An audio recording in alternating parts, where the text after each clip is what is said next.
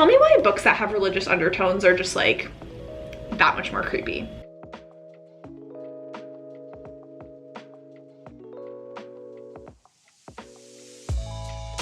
How many formats can I read one singular book in? Literally all of them. If you see the B-roll and you see me smiling like a dum-dum head, just know that I'm literally having the time of my life. Hello besties, welcome back to my channel. My name is Tori if you're new.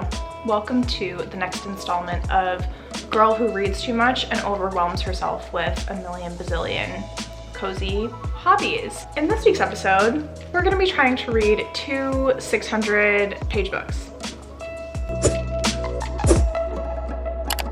And these books are both by Keri. It is I think it's called the Nightshade duology. We have Nightshade, which is the first one, and Infernium, which is the second one. This is part of my challenge of trying to read my entire physical TBR before the end of this year. We're doing a good job for October so far. We only have 4 books left on our physical TBR for this month, but these are the two that have been the most intimidating and the most scary just because they're so large and in charge. I do have the audiobook for this time as well. I got it on Audible. It was on sale, so I was like, period. I'll give some updates of what it's about as we read, so with our first reading update, but I am planning on reading a bit more today. I'm on chapter 7 right now, which isn't too far into the book. We are here. And I would also like to try to annotate it. I'm mainly reading this on my Kindle because I don't feel like holding up and getting an arm workout while I read this. So I want to kind of go back through and annotate, and we will include that in this vlog as well.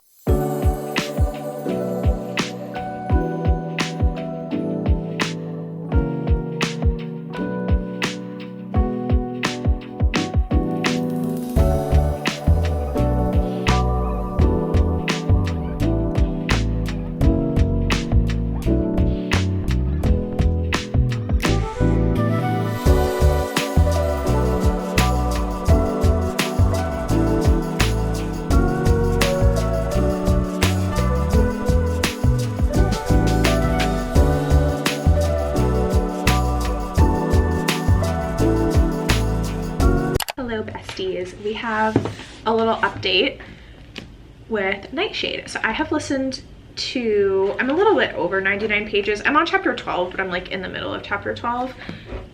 These 100 pages flew. I've just been listening to the audiobook while I was working today, and I do need to go back through and highlight. I did a couple highlights, which you would have seen, and did some tabs. But let's give the crazy synopsis for this book. I know that I talked about this book in my October TBR. I've mentioned this book a couple times. This book is about this purgatory veiled world called Nightshade. We follow multiple POVs. We have Farron is present day.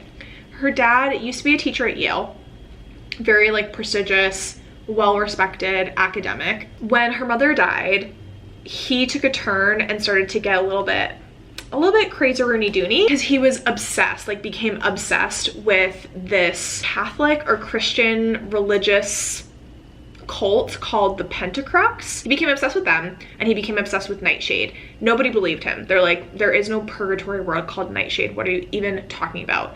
Then her father just up and disappears. Farron is left with his notes, and so she's kind of trying to pick up the pieces because she no longer has her mom, she no longer has her dad, she has no family, and her aunt recently just died, so she took over her aunt's estate, and she's just trying to figure out what in the heck about is going on at this point. So that's Farron. And then we have two other POVs. One is from the past. Her name is Listina.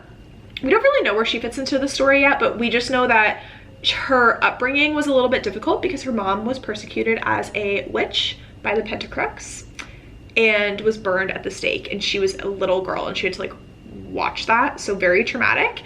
And then Jericho Van Croy is the love interest, and he is this supernatural being that is in purgatory in Nightshade. He is a raven-winged harbinger who wears intrigue like a warm black cloak, an enigma I'm determined to unravel, even if it means getting closer than I should. And Farron is convinced that Jericho knows what happened with at least her dad, if not her family. So it's all interwoven. It's very interesting. This book jumps right into the action right away, and I love, like, it's definitely gothic. It's very creepy. Tell me why books that have religious undertones are just like that much more creepy. It's so scary. She was going to like churches and stuff, not that she's overly religious, but for just like a form of comfort. And when she was living with her aunt and her used to go to church every Sunday, and so she kind of got used to doing confession just to have someone to talk to and, again, like make herself feel better, because she's so alone in the world now that she doesn't even have her aunt anymore. And so it's just so creepy. There's like these creepy like old cathedral churches, and I just picture like creepy nuns walking around, and like it's just scary. It's just overall very atmospheric, and the writing is so beautiful, like beautiful but ominous. I showed y'all the highlight. It's in the prologue, so like no spoilers, but just a sample of the writing style. I remembered falling, the emptiness and useless screams, my chest collapsing with air that shot from my lungs with a force too great to overcome. Angry gusts of wind rushing past me, while the clouds overhead darkened and slipped from my grasp like vapor. Down, down, down, not like a feather, but a heavy rock slicing through the air. Then came the whispers. The sun will turn into darkness, and the moon into blood. The heavens will shake, but do not be afraid. With graceless dissension, I was reborn into the putrid depths of darkness. Long story short, having a great time so far. Happy to be rereading. I definitely think, like, upon reread, it's just a lot easier to digest from the very beginning as well, because you jump right into the action, and the action doesn't stop. There's also these very graphic murders going on that's kind of like pushing Farron to even like look into what happened with her dad. Like, that is kind of her driving force, and these murders are very gruesome. Keri, so scary. So yes, having a great time. I'm hoping to read a little bit more of this when I sit down for bed.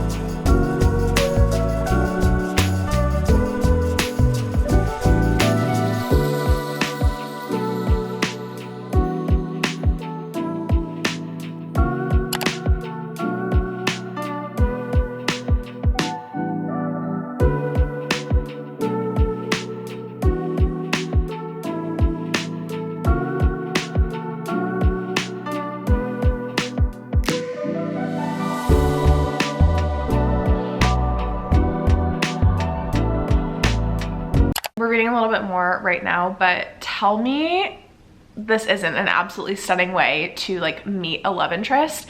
We have Jericho's chapters, so that's the like male love interest in this, and he's the like ancient winged harbinger man who lives in purgatory. He's been having dreams about someone that he's never met, and this girl has no idea. This is how he gets obsessed with her, and like this girl has no idea that he's dreaming about her in this way. Whoever this girl was, she unwittingly set the standard for all of my conquests, and I'd found my attraction to other females waning in recent months as my obsession grew with each dream encounter. I'm sorry, what?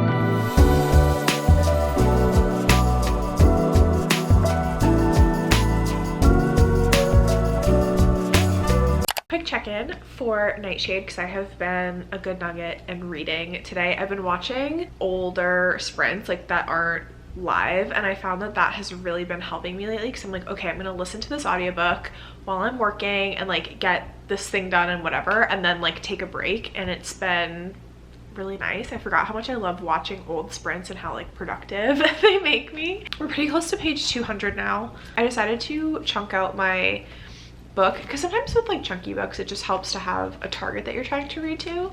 So I'm on my lunch break right now. I need to just like lay down because I started to get a headache, and I still kind of have it like up here.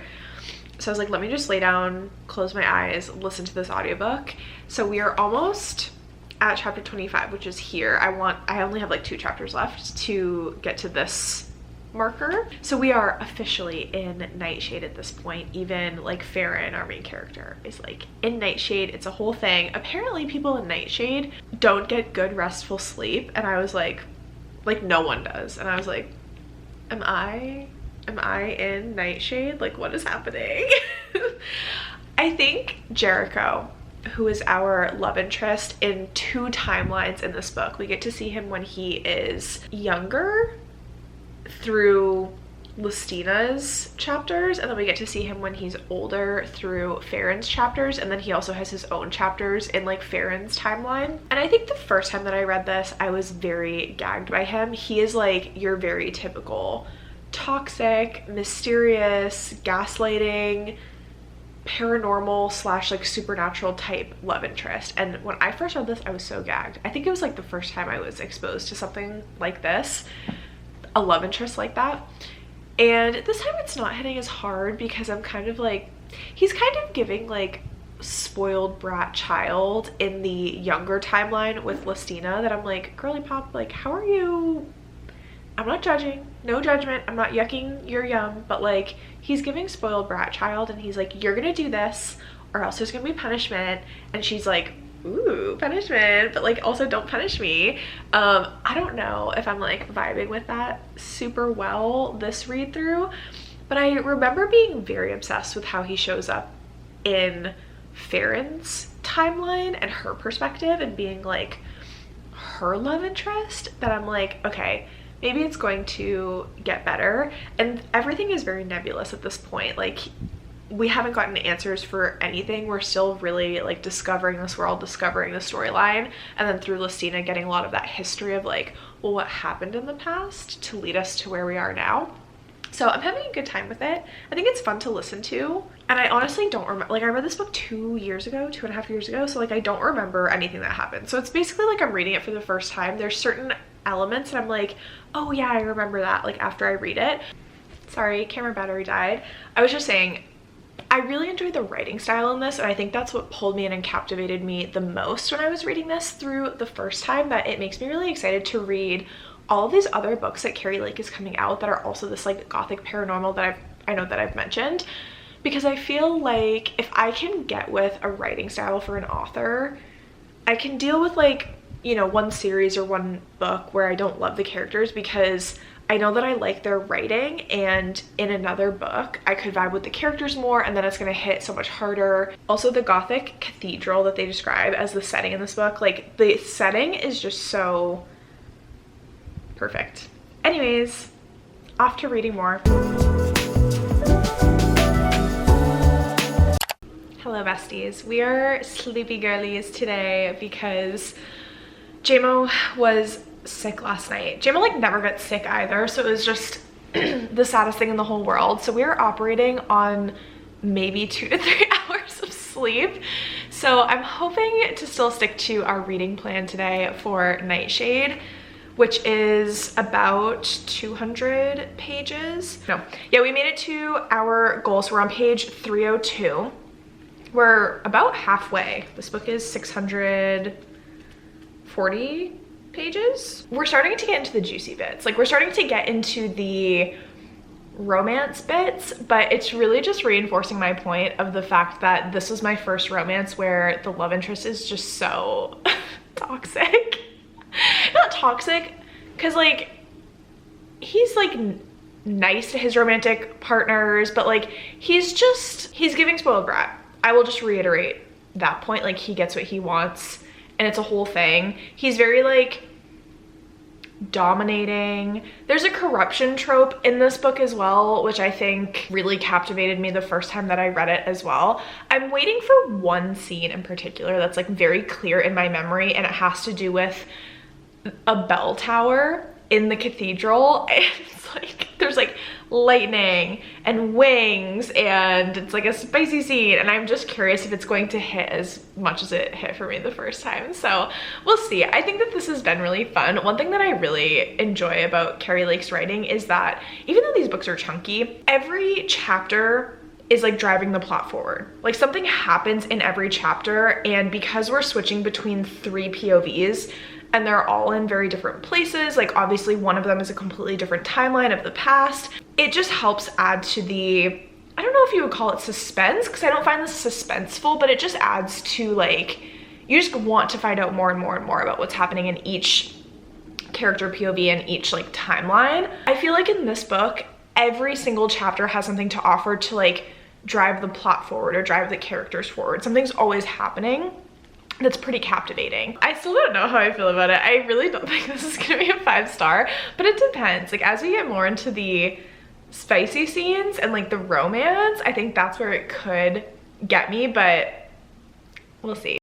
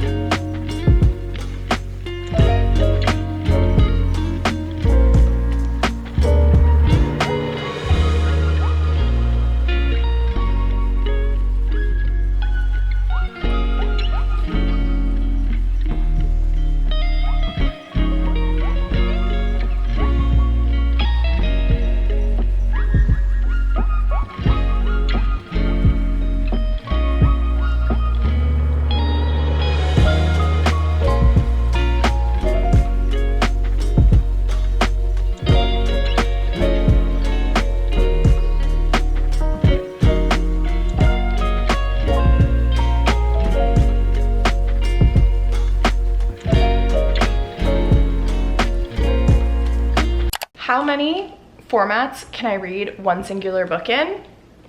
Literally all of them. I feel like switching back and forth, I didn't think that I would want to read this book physically because it's so chunky, but there have been moments, and obviously when I like annotating as well, I was like, oh yeah, like let me read some of this physically, and that way I can just like annotate as I go and I don't have to make it like a whole separate thing. But I've kind of paused annotating. I will go back through some of my Kindle highlights because I found that reading this on my Kindle, even immersive reading, listening to the audiobook with my Kindle has been nice, because there's no way that I won't damage this spine if I'm like with where I'm at in the book and I don't want to read it like this. We're on chapter 53. We are here. We only have this much left. I didn't make it to my sticky note last night because we ended up having to take Mr. Jameson to the emergency vet last night. He's fine. It's just that he like got sick a couple more times and we're like, okay, this has been like 24 hours. We took him, they gave him some medicine, they gave him some fluid so that he wasn't dehydrated, and then this morning I'm making him special breakfast because they said to give him stuff that's like easily digestible. So we wanted to make sure our little poo-poo was okay and getting better, not getting worse. So I'm keeping a close eye on him today. The goal today, I think we will still be able to finish this. According to the audiobook, I've been able to jump up the speed a little bit. I'm listening to it on 2.25. I might be able to do 2.5 speed if I'm immersive reading. So we have about 2 hours left. We're getting into the like Farron Jericho romance era, where so far all of this part of the book has been like Farron figuring out like the mysteries that are going on, and we've been learning about Listina and the Baron / Jericho's romance. So that's what all of this has been, and then I think the rest of this is going to be Farron and Jericho's romance journey together. And I think that the second book will also be like the conclusion of their romance. A big theme of this book is like star-crossed lovers, like first and foremost, main trope. Like I mentioned before, there is a corruption trope that's like the main thing that's going throughout, because Listina and like her character is seen as like pure innocence, and she just has truly a traumatic and devastating life, including like her romance and everything, all of it devastating. Jericho's like themes are like corruption, punishment, suffering. So it's an interesting contrast between the two. And then now that we have Farron, she doesn't necessarily represent innocence, which is interesting. However, there's still this corruption trope that's happening between the two of them. I feel like if you really liked Hollow Heathens, I think you would like this romance as well.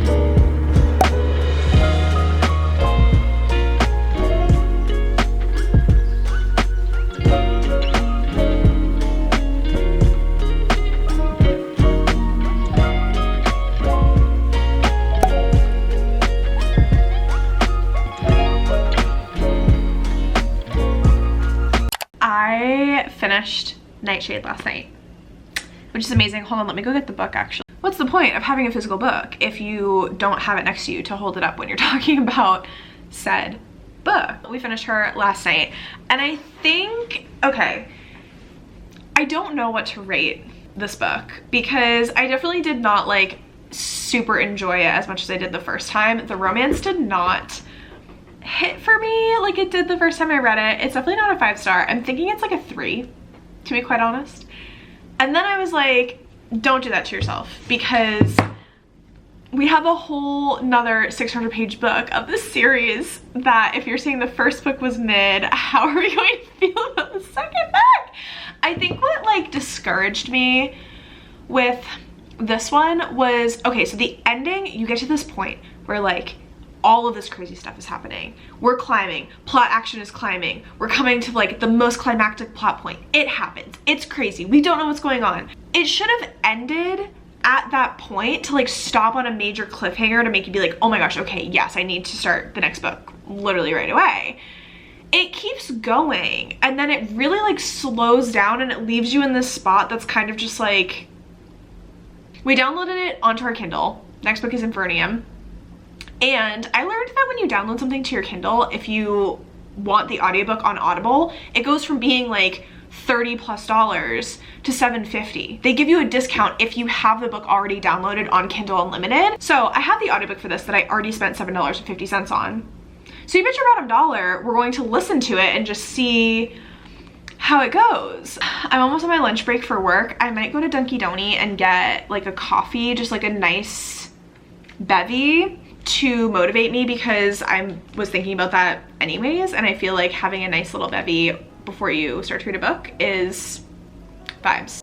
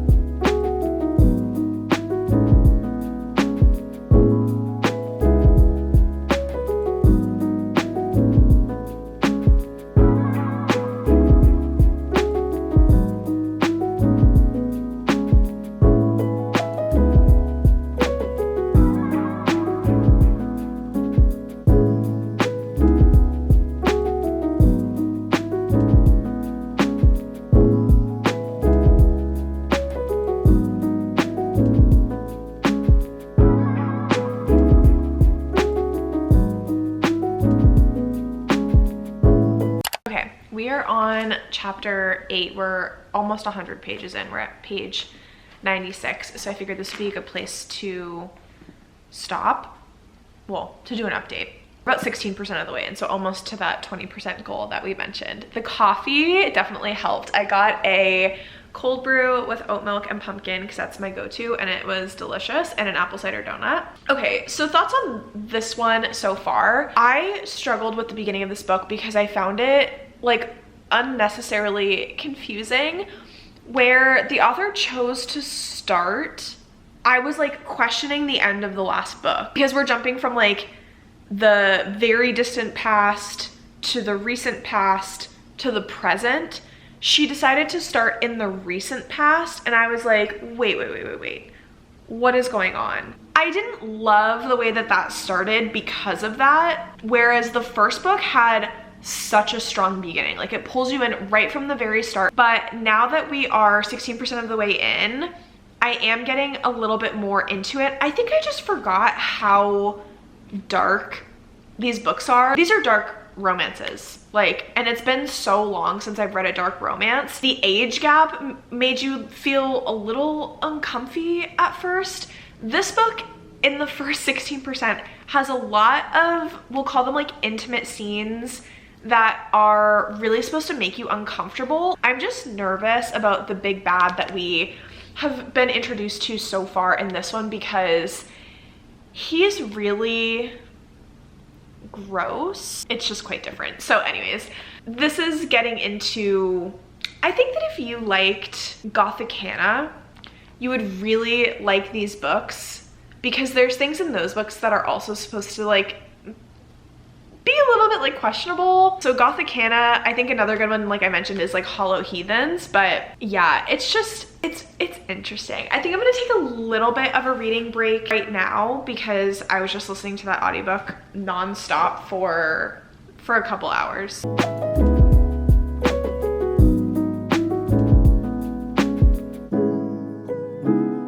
Okay, quick little crochet update that you didn't ask for, but I'm going to talk about anyways. I put a book in here, so we have finished her. One Dark Window is in here right now, and there's like a little bit of space on the top, so it looks really cutie.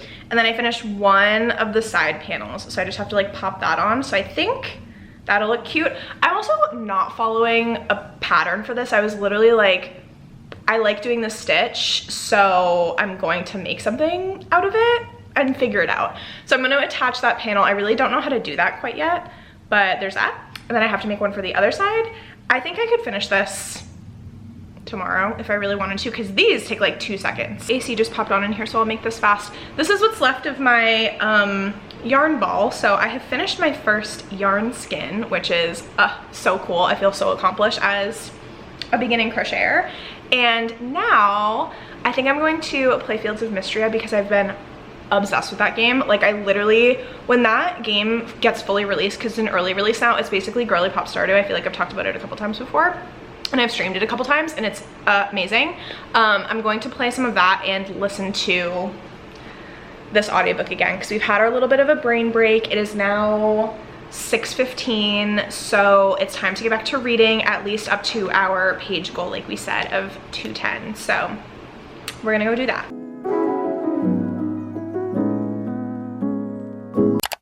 I'm not at our stopping point yet for the day, but I just got an exciting package that I wanted to open with y'all, because I want to wear this right now because it's kind of cold. The one thing about me is that I love a Comfort Colors shirt or sweatshirt. This is actually a Comfort Colors shirt with like little cherries embroidered on it.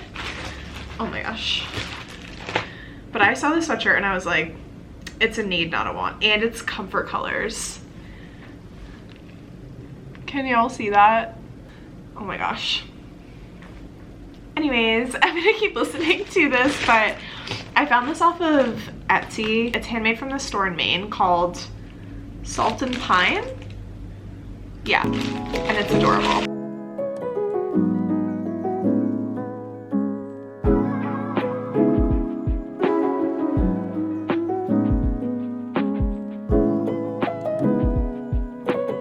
Good morning, besties. I have to leave for bar in like 5 minutes.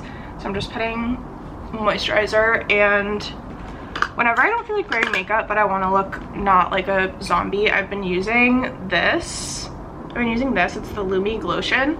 It like doesn't give you any coverage, but it makes your skin look amazing. I don't know how, I don't know what magic is in this, but it's awesome. So that's what I've been using when I go to bar. Y'all, I don't know if I can do another 400 pages of this book. I'm just like, I'm at the point where like even in the first book I wasn't like super crazy about the relationship, and this book just feels like more of the same. And I don't know if that's stupid to say, because like obviously it's a series, so like obviously it's gonna be more of the same, but it feels like the same plot. Like, it just feels like the same thing is continuing, and not in like an overly interesting way. Like, I thought that the premise was going to be, I thought it was going to hit harder, and there's a lot of like lulls that I just don't care for because like I'm not super in this relationship. I think it's time to call it. Maybe there was a reason why I never made it to book 2 in the first place. So instead of ending this vlog on a bad note, I figured, why not end it on an absolutely amazing note? I need a book, like after Nightshade being mid and then this one like DNFing after really trying.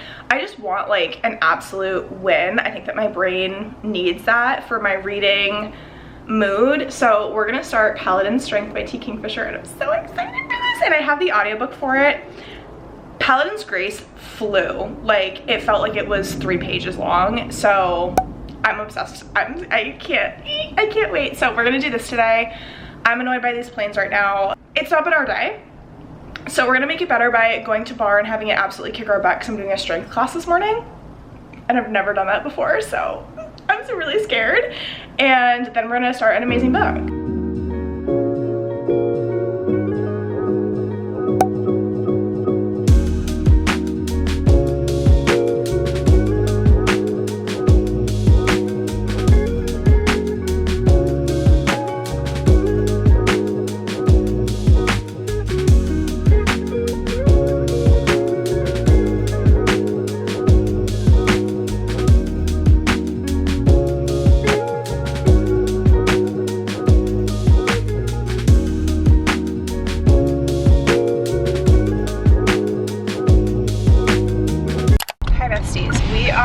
Driving to our nail appointment. My nails are so overgrown. I'm literally so excited for this. I don't know what color I'm gonna do yet, but we're just gonna talk to our nail bestie about it and see what she recommends.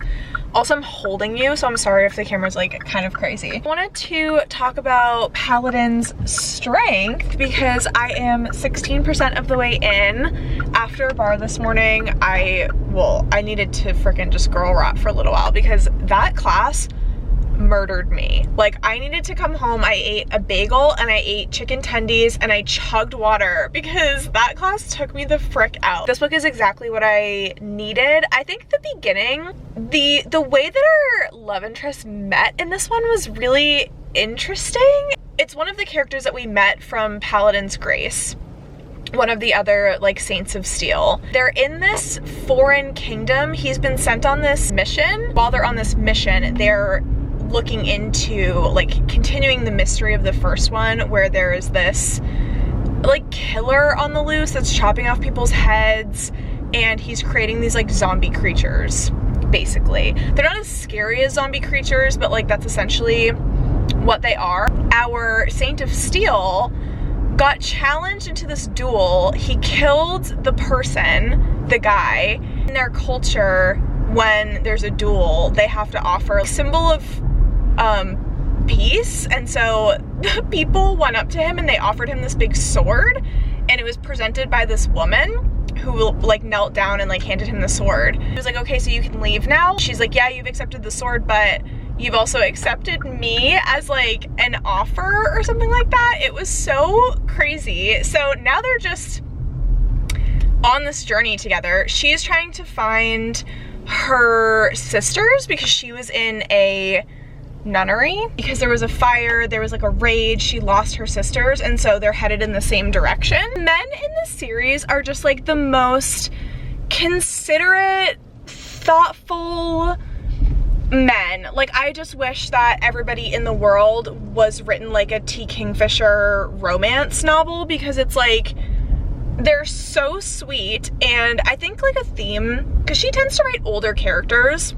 Our main girly pop in this one is about 40, and I think that he's also older as well, but they've been through a lot of trauma and they just kind of help each other heal their trauma, and they're very considerate of each other, which I know I already said, but like if someone's having a hard time or a hard night, or like they all pretty much have nightmares because they're so traumatized, they know how to comfort one another. It just pulls on the heartstrings, you know what I mean? It's so feel good and it's just adorable. I will check back after nails are done.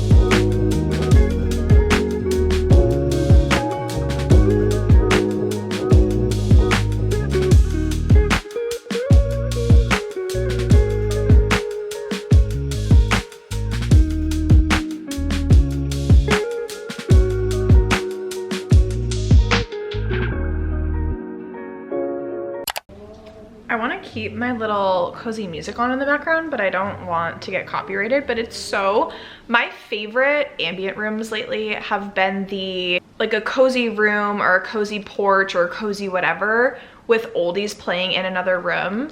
And then some of them have like crackling fires or like stuff like that. And I love them.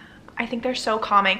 My favorite ones of these, I think I've mentioned these in videos before, so I'm sorry if I'm being repetitive, but my favorite ones of the oldies are the Christmas ones, of like Christmas oldies playing in another room, and then it will have like a scene of just like the most cozy Christmas, like snowy house or like whatever, and it's just, they're so good. I'm not sure if this is a theme that will continue going forward in these books, but one thing I find very endearing and charming is that in these romances, because the same thing happened in Paladin's Grace, the characters really like fight their feelings for each other. And in this one particularly, Clara, I said, like, was a nun. She lived in the convent, but she never like fully like took certain vows and stuff like that. So she was like, you know, I'm not, like, I don't have a vow of celibacy and I don't have like these other vows. And immediately when she said that, like, Istvan's eyes were like, okay. He still feels this like deep respect for her. And he like grew up around nuns. He knows that they're like kind of scary and sticklers for the rules and don't mess with nuns and like all of these things.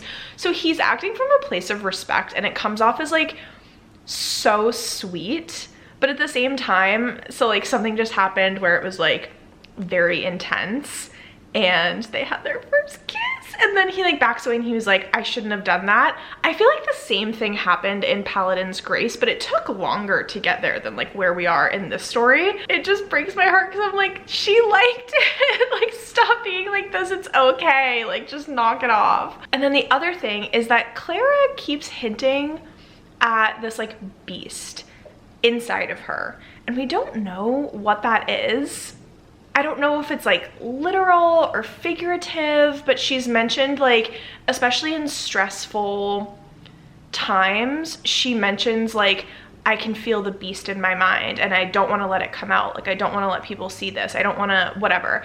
And so I'm like, is she hiding a side of herself that she doesn't want other people to see because she thinks that like they're gonna judge her for it or treat her differently or whatever? Or is it like literally she has like a berserker mode type thing, which the Saints of Steel kind of have like something like that. It's like a switch gets flipped in their brain and they kind of go into like combat mode, like they just go crazy. So if they have that in common, like that will be so interesting. So I'm having a great time. Anyways, those are the other two like little thoughts that I meant to share. And if you see the B-roll and you see me smiling like a dum-dum head, just know that I'm literally having the time of my life. We are 40% of the way into Paladin Strength. I am having the best freaking time.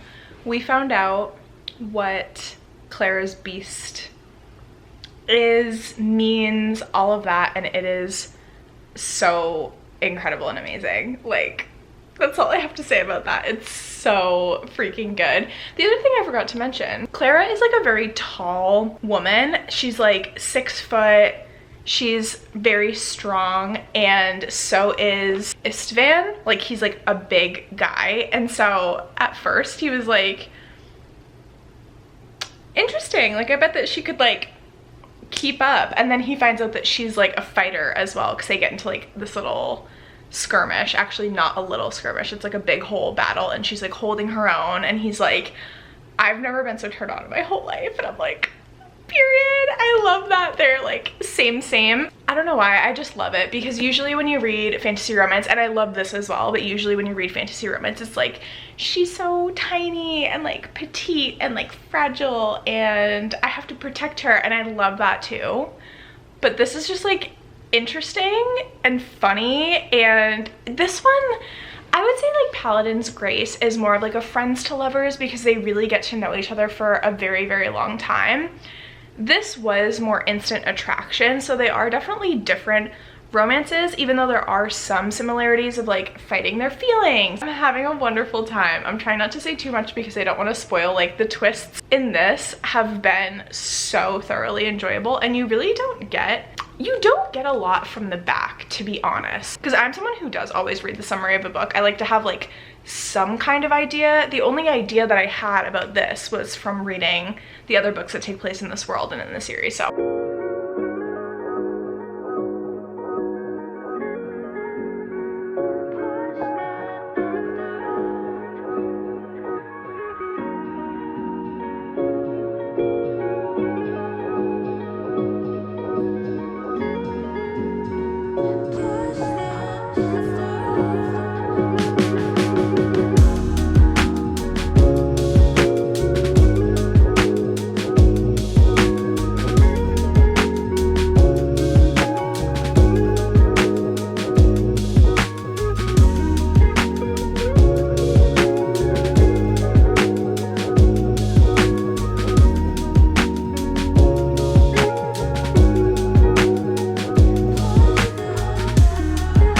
Hi besties, we have finished Paladin's Strength. I'm sorry that I have like a random different background. I'm at the hotel with my dad. He stayed with us for like a couple days this week, and then we went to a hotel so that he could play golf, and I just came to hang in a beautiful spot and to read by the pool. So anyways, we finished Paladin's Strength. I think sadly I'm going to give this 3.75 stars, probably a 4-star. I feel like I'm being very nitpicky, but I just feel like the characters in this one didn't hit me as hard as in Paladin's Grace. I feel like Clara was the main character and Istvan was a supporting character. Like, it felt like his quest line or his like mission that started at the beginning of this book was literally just for him to meet Clara, and then I loved them together. Like, don't get me wrong, I love Istvan, I love Clara, I love them together. I love Clara's like, I just love them both. I love them both together very much. But I feel like in the past books, Grace and Stephen were good characters in and of themselves, whereas in this one, like, Clara was carrying the story and Istvan was just there to support her, which we love a supportive king. But because of that, I don't think it hit as hard, and I don't feel like the romance was as gripping for me personally in this. I do still think it was such a fun read, so endearing, so cute, so caring. I love how Kingfisher's romances, they just complement each other so well. This one wasn't as angsty though, in my opinion. Like, I feel like Paladin's Grace hit me a lot harder, and I was just like so gagged the whole time. I will still be continuing on with the series, and I'm very excited to do so. So that is the vlog, friends. I hope that you enjoyed watching. If you did, please be sure to give this video big thumbs up. If you've made it this far, I don't even know what to leave. Leave like a little spooky ghost down in the comments if you would like to let me know that you made it this far. I will catch you in the comments, and I will see you in my next one. Toodles!